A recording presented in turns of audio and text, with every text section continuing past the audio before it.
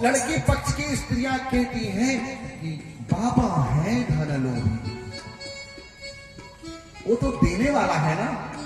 लड़की का बाप का हाथ ऐसे रहता है और लड़का के बाप का हाथ ऐसे रहता है। जानते हो, जब राजा दशरथ जी जनकपुर गए तो जनक जी राजा दशरथ को प्रणाम किए, कहे कि आप तो लड़का के पिता हैं, इसलिए आप श्रेष्ठ हैं।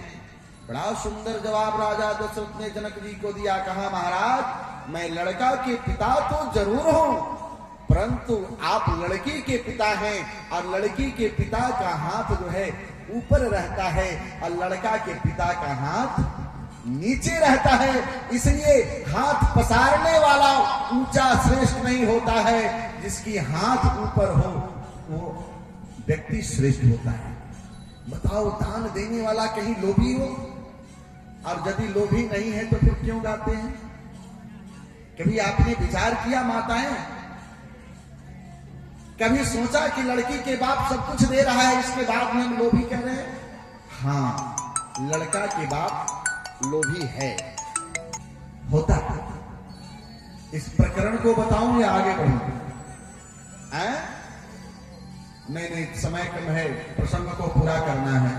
बहुत सारी शंकाएं हैं। मैं तो बता दिया कि देवी जी की सात बहन का नाम छठ मैया क्यों कहते हैं, एक बड़े बहुत प्रश्न है और सुंदर सुंदर प्रश्न है, यूनिक प्रश्न है।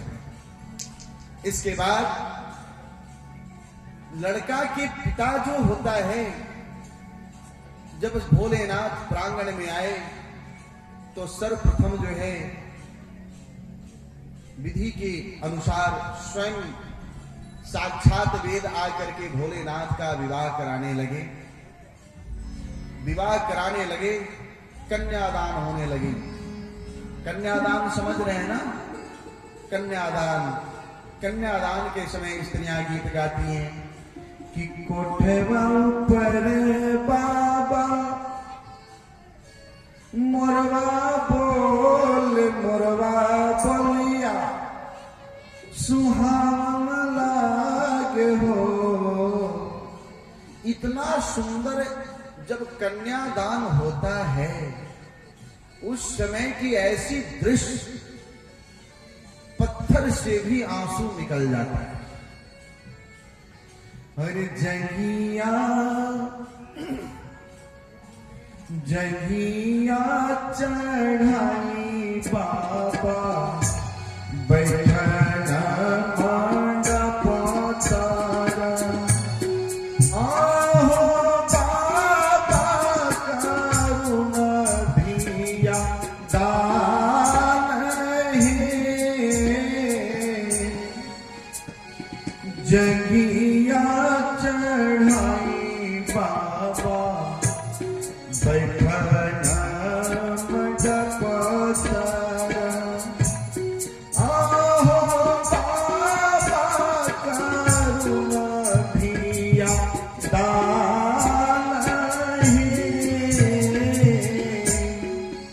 आप लोग, माता गौरी का कन्यादान हो रहा है। कोई समिति या कुछ जो है आज गौरी जी के दान के नाम पर कुछ जो है अर्पण करे, ताकि उनका भरा भंडार बना रहे। जो माताएं लोग भी कुछ दान करना चाहती हैं वो दान कर सकते हैं। कन्यादान के समय कुछ न कुछ लोगों को देना चाहिए। और जगिया चढ़ाई बाबा। समिति के अध्यक्ष जी, आपसे आग्रह है कि कुछ द्रव्य जो है इस प्रकरण में आप दान करें। और जगिया चढ़ाई बाबा बैठना मांडा पोतारी।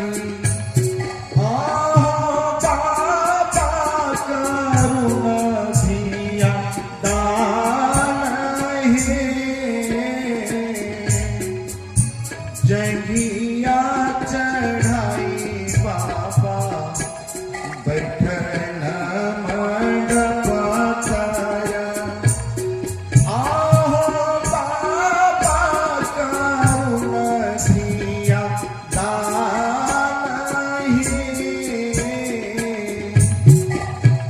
बर कर कंजतर लली करो पर।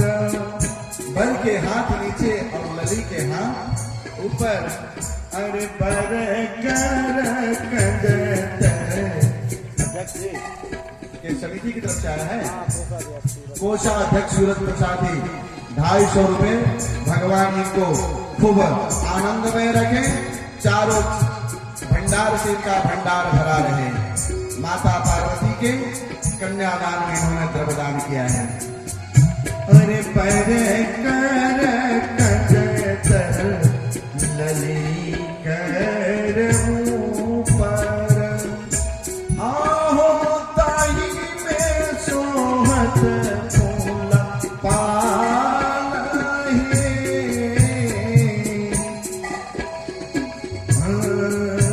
जाही बेटी लगी मन नचवाली।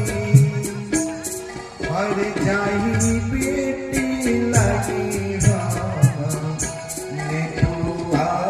नचवाली।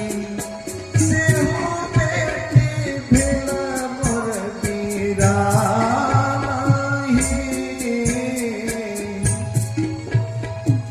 जगिया चढ़ाई बाबा बैठना मारा पथर। आहो बाबा करुणा धिया नारही। कन्यादान के बाद सिंदूरदान होता है। सिंदूरदान का प्रकरण आती है ना। कहीं कहीं भैया जो है 2 प्रकार से गहना चढ़ता है। कहीं विवाह के पहले चढ़ता है और कहीं विवाह के बाद भी चढ़ता है। जैसा होगा आप लोग समझ लेना, है ना। सिंदूरदान करते हैं। चुटकी भर से दूरवा के कारण हो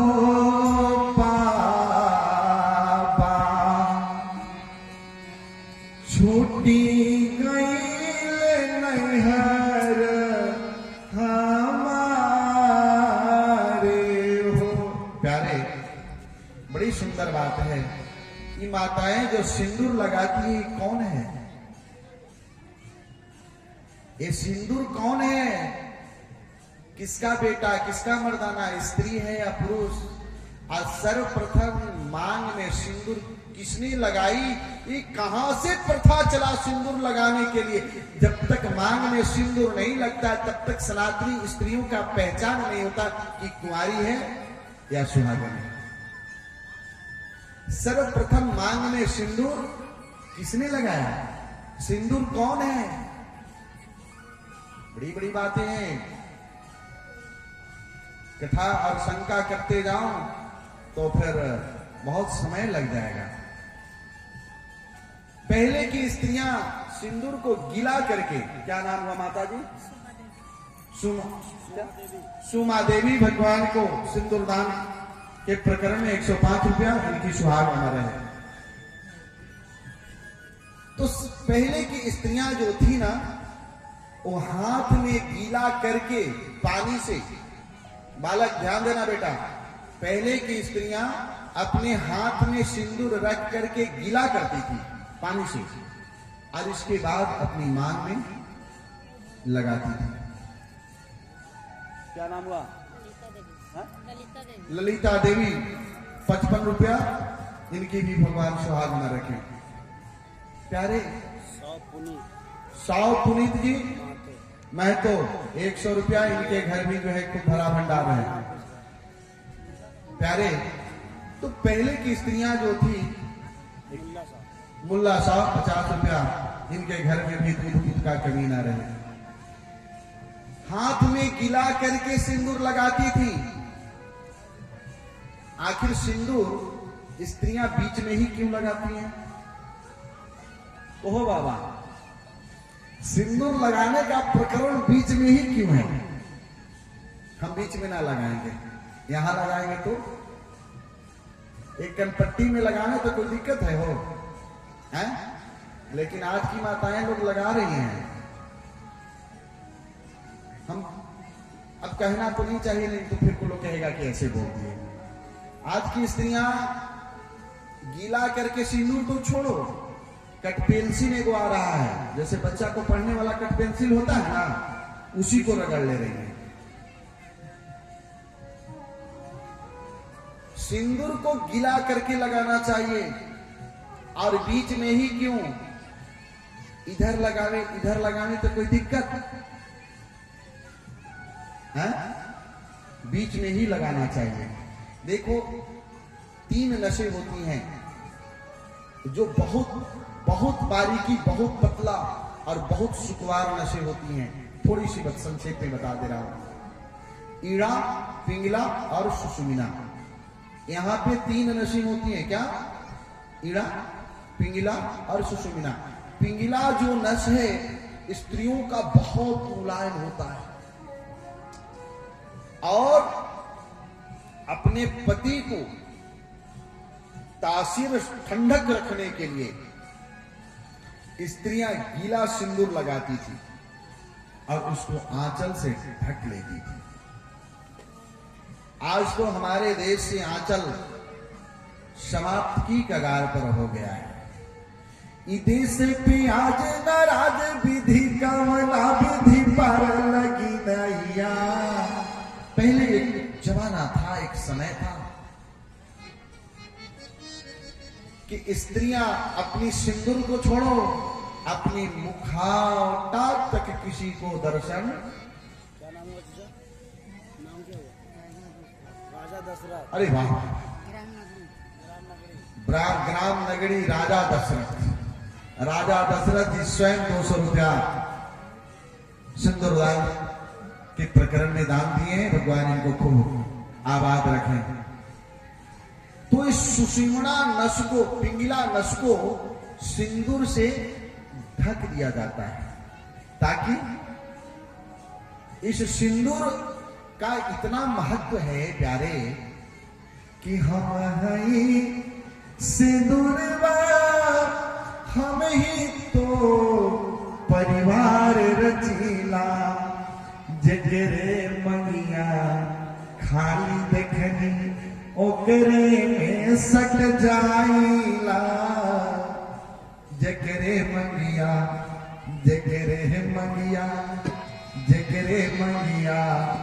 खाली देखनी ओकरे में सट जाइला।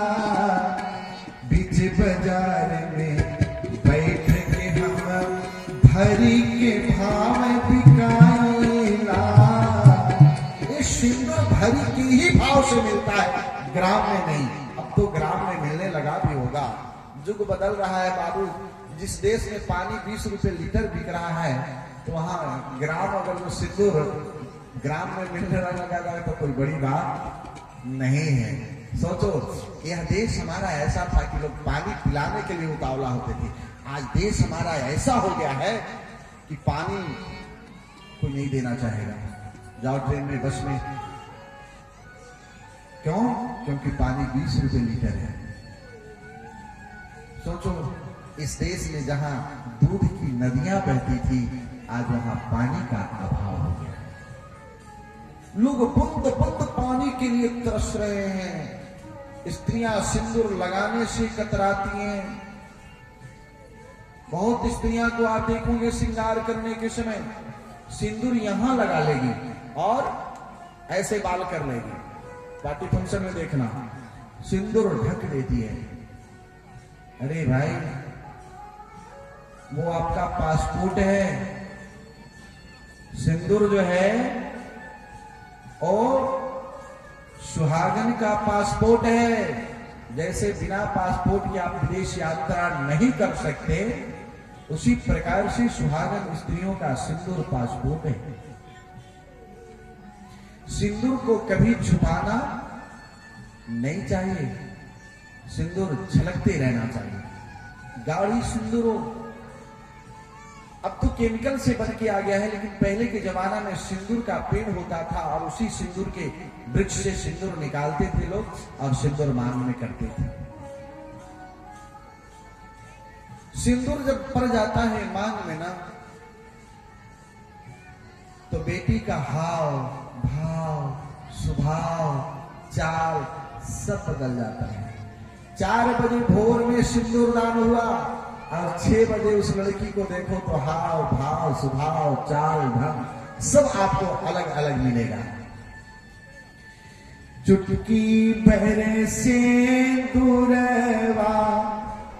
के कारण हो पापा, अरे छोटी गए नैहर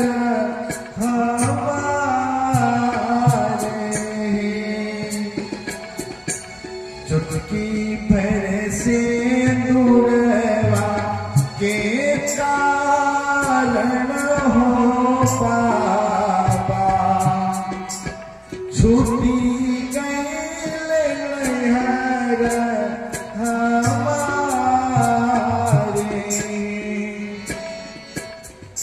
बाबा ये दिहाना सोने के गहनवा, माई जे दिहेली पटोरे। 5 दिन बिन बहम बाबा की गहनवा,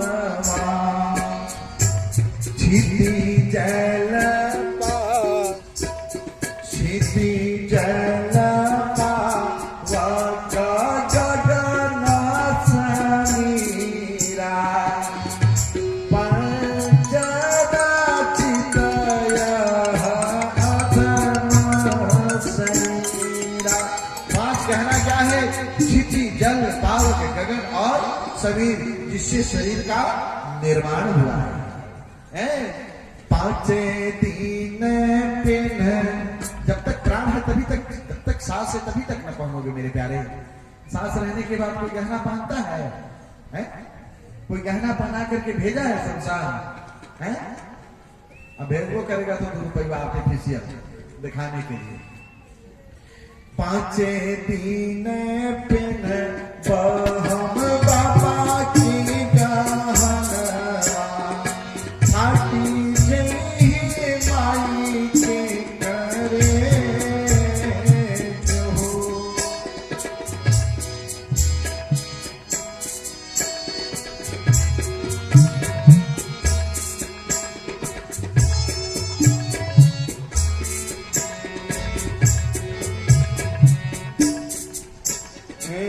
जैसे पिंजड़वा में सुगना रहेला, वैसे प्रभु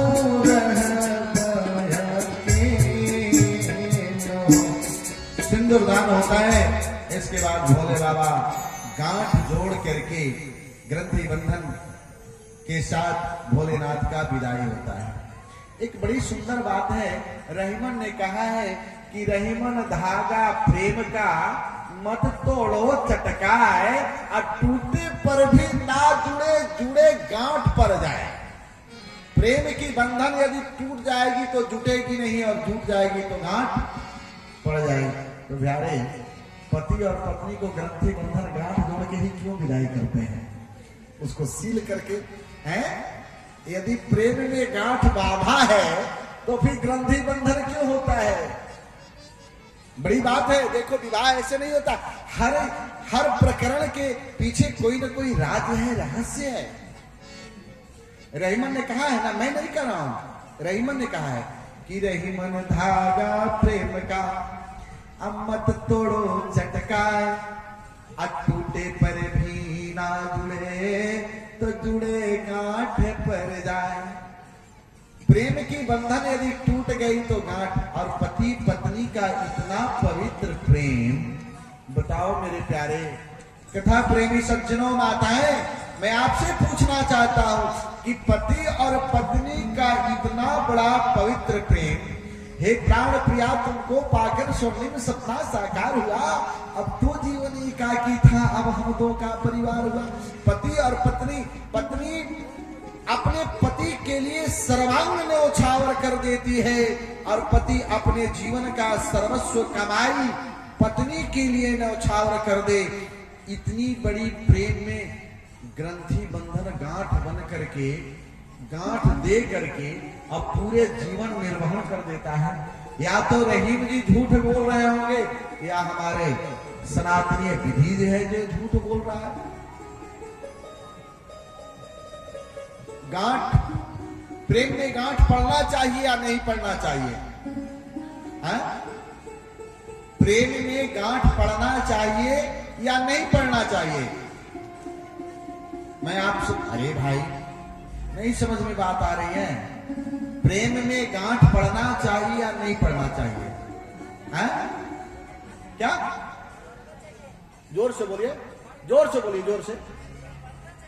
पढ़ना चाहिए। तो रहीमत जी कह रहे हैं कि टूटे गांठ पर जाए, नहीं पढ़ना चाहिए। गांठ पढ़ोगे तो कभी भी खुल जाएगा बचवा। गन्ना देखे हैं? गन्ना, गन्ना कितने आदमी देखे हैं? बस। और आप लोग नहीं देखे हैं गन्ना? जोर से हाथ उठाइए तो। गन्ना में गांठ होता है, गन्ना में गांठ देखे हैं? कितने लोग देखे हैं? अच्छा, देख मेरे प्यारे, रहीमन जी जो प्रेम के बारे में वर्णन किए हैं वो साधारण प्रेम है, और पति और पत्नी का प्रेम जो है वो गन्ना की तरह मीठा और पवित्र प्रेम है। और जहां पे अतिशय मिठास हो, अतिशय पवित्रता हो, वहां गांठ देना जरूरी है। जैसे गन्ना में रस जो है इतना मीठा होता है कि यदि गांठ ना दे तो रस जो है फट करके बाहर आ जाएगा। इसलिए प्राकृतिक ने गन्ना में गांठ दिया है। वृक्ष में गांठ नहीं होते, लेकिन गन्ना में गांठ होते। क्यों? क्योंकि बहुत मीठा रस है। उसी प्रकार से पति और पत्नी का जो प्रेम है, संबंध है, अतिशय मीठा और अतिशय पवित्र है।